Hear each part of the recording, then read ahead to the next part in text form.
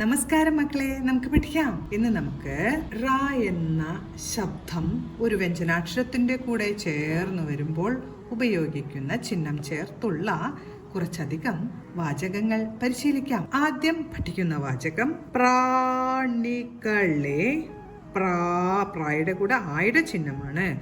പ്രാണികളെ പേടിയാണ്. പ്രാണികളെ പേടിയാണ്. പ്രാണികളെ പേടിയാണ്. അടുത്തത് ത്രികോണാകൃതി. ത്രായുടെ കൂടെ ഈയുടെ ചിഹ്നമാണ് ചേർത്തുവച്ചിരിക്കുന്നത്. ത്രികോണാകൃതി വരയ്ക്കണം. ത്രികോണാകൃതി വരയ്ക്കണം. തായുടെ കൂടെ റായുടെ ചിഹ്നം ചേർത്തു, ശേഷം ഈയുടെ ചിഹ്നവും ചേർത്തു. ത്രികോണാകൃതി. അടുത്തത് വിശ്രുതമായ. വിശ്രുതമായ കാര്യമാണ്. വിശ്രുതമായ കാര്യമാണ്. ശ്രു എന്ന അക്ഷരത്തിൽ ഷായുടെ കൂടെ റായുടെ ശബ്ദം ചേർന്ന് വരാനായി റായുടെ ചിഹ്നം ചേർത്ത്, ഊ എന്ന ശബ്ദം വരാനായി ഊന്റെ ചിഹ്നവും ചേർത്തു. വിശ്രുതമായ കാര്യമാണ്. ശ്രു വിശ്രുതമായ കാര്യമാണ്. അടുത്തത് ക്രൂരനായ മനുഷ്യനാണ്. ഊ ചേർത്ത് നീട്ടി ഉച്ചരിക്കുന്നുണ്ട്. ക്രൂരനായ മനുഷ്യനാണ്. അടുത്തത് ട്രെയിൻ വൈകിയാണ് വന്നത്. ട്രെയിൻ വൈകിയാണ് വന്നത്. ട്രെയിൻ ആവാനായി എയുടെ ചിഹ്നം ചേർത്ത് ട്ര വരച്ചു.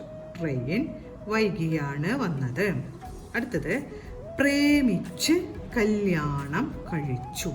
പ്രേമിച്ച് കല്യാണം കഴിച്ചു. റായുടെ കൂടെ റായുടെയും എയുടെയും ശബ്ദം കേൾക്കുന്നുണ്ട്. അതിന് നമ്മൾ ആദ്യം എയുടെ ചിഹ്നം വരച്ച് പ്ര വരച്ചു. പ്രേ എന്ന് ഉച്ചരിക്കാം. പ്രേമിച്ച് കല്യാണം കഴിച്ചു. അടുത്തത് ട്രൈസൈക്കിൾ ഓടിക്കാം. ട്രൈസൈക്കിൾ. ട്രൈ എന്നാണ് എഴുതിയിരിക്കുന്നത്. അക്ഷരത്തിന്റെ മുന്നിലാണ് നമ്മൾ ഐയുടെ ചിഹ്നം ചേർക്കുക. ഐയുടെ ചിഹ്നം ആദ്യം ചേർത്ത് ട്ര വരച്ചു. ഇതിനെ ട്രൈ എന്ന് ഉച്ചരിക്കാം. ട്രൈസൈക്കിൾ ഓടിക്കാം. ട്രൈസൈക്കിൾ ഓടിക്കാം. അടുത്തത് ക്രീം നന്നായി പുരട്ടി. ക്രീം നന്നായി പുരട്ടി.